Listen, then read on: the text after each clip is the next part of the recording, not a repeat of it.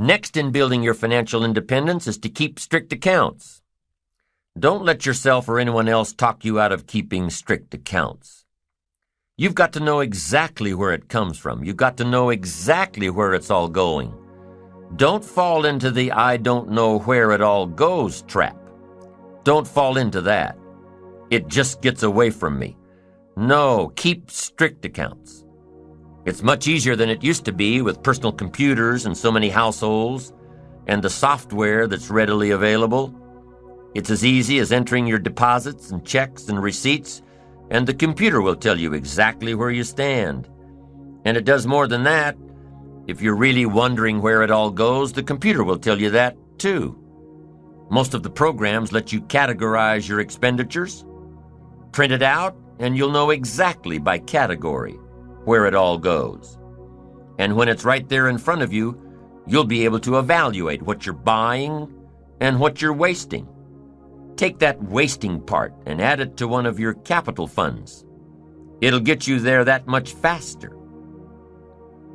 And here's another part of building your financial independence. It's a matter of attitude. First is philosophy about money. Second is attitude about money. Here's the best attitude.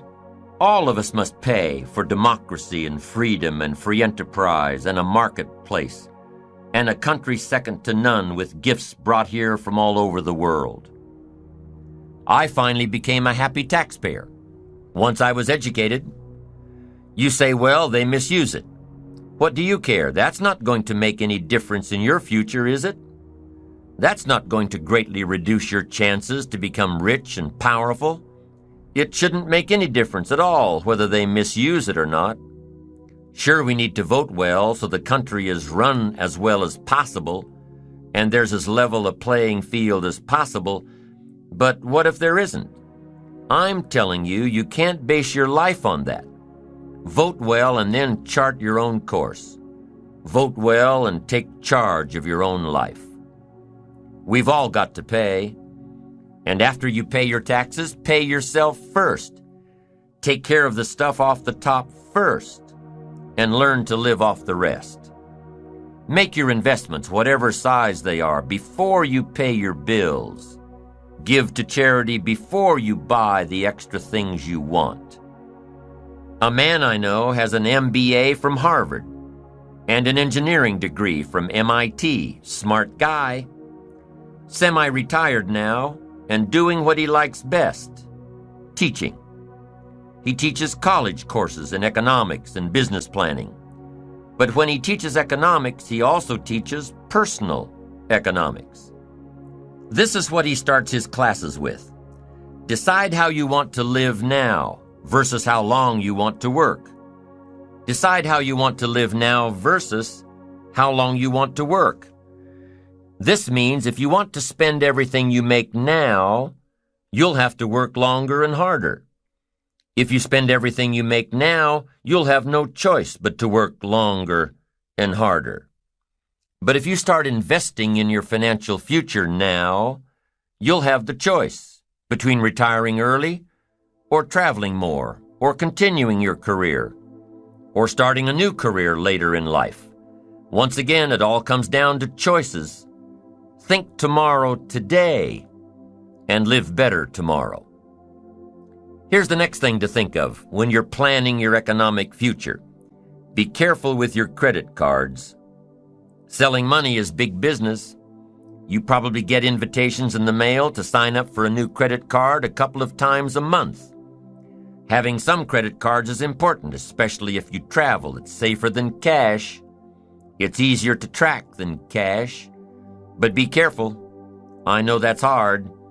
When you buy something with a little piece of plastic, you don't feel the effect until you get the bill.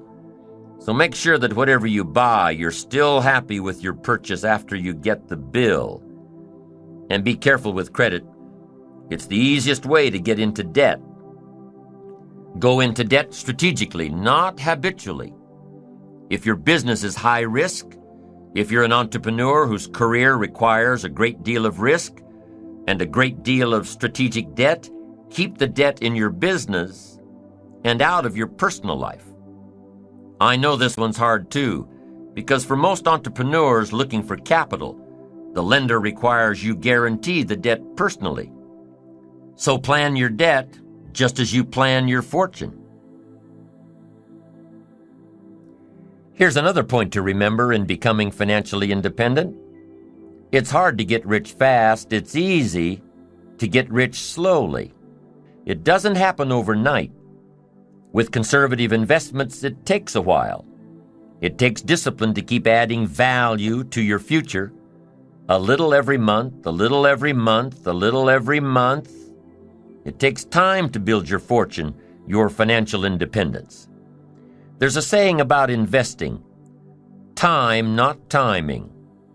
The saying says time, it takes time. Now, if playing the stock market is what you do, then you know that timing is a whole other ball game.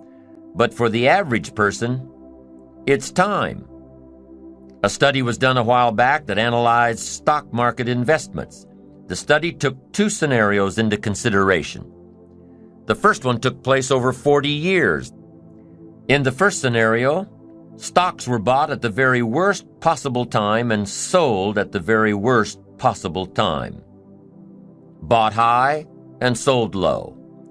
And after 40 years, the average return was around 10%. Scenario 1 dealt with time. Now, in the second scenario, stocks were analyzed over a 10-year period. The second scenario dealt with timing. Stocks were purchased at the best possible time and sold at the best possible time.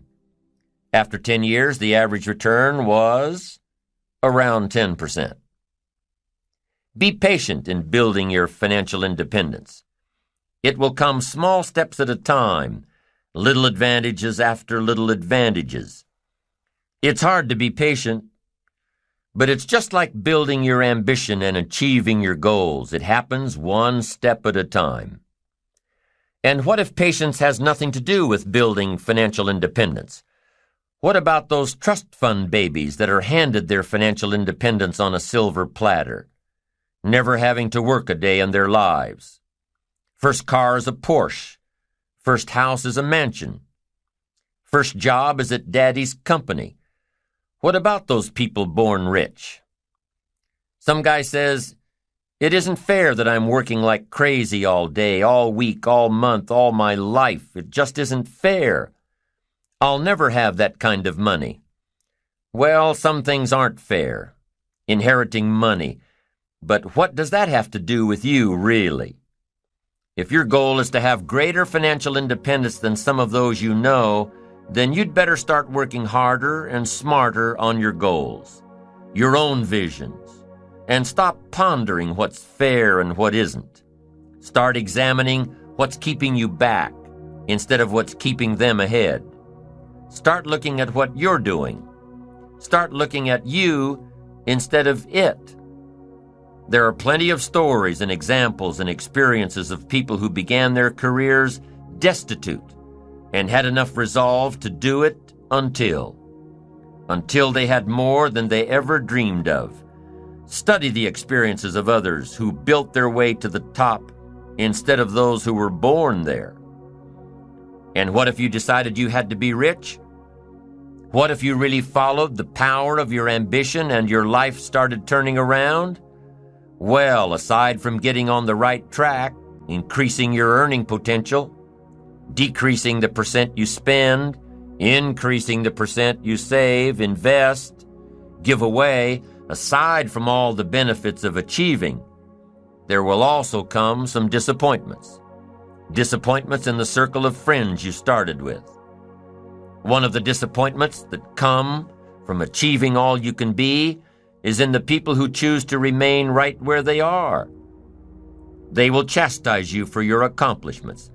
They will abandon you for trying to become better. They will remain behind and say, "Boy, he's forgotten us now that he lives so well." And they'll probably say more than that. They'll probably gather in their little group and say all sorts of things to justify their own mediocrity. But remember, those who choose to stay behind have chosen their own path. an average path, a path of mediocrity. And those who have climbed above the crowd almost always wish they could return to their earlier friends, to embrace them in friendship and love, and try to help them get out of their ruts, to share ideas of hope and inspiration. But it rarely happens. Jealousy builds a big wall, one that is almost impossible to break down. So as you change, your life will change, your friends will change, your circle of influence will change. And that's part of achievement and ambition and success, an ever-changing process required to become the person worthy of reaching your goals.